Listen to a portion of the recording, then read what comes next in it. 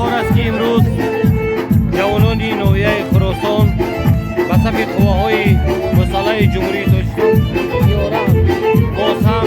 سفربر شده شدند و خرسندی پدر و مادر، خرسندی اهل نوحه این حد و کمال ندارد و شکرانه چینجی امونی میکنیم، شکرانه استقلالیت میکنیم، شکرانه وحدت میکنیم، شکرانه هم میکنیم که پیشوای معظم امروز همه ما را هدایت میکند باری آبادی وطن، باری محافظت هر ذره خاکی وطن و این روز جوانان حاضر هستند که به صفای قوای مسلح جمهوری تاجیکستان باز هم رفته خدمت مادر وطن را ادا کنند. یک بار دیگر با آنها بزرگواری تمنا میکنیم.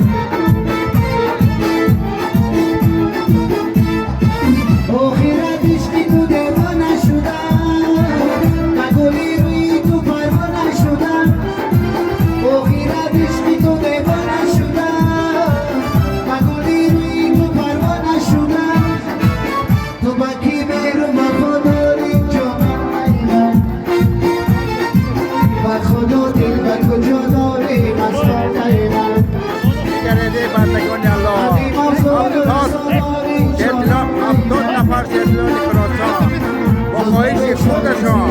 یکمی اکتبر 2022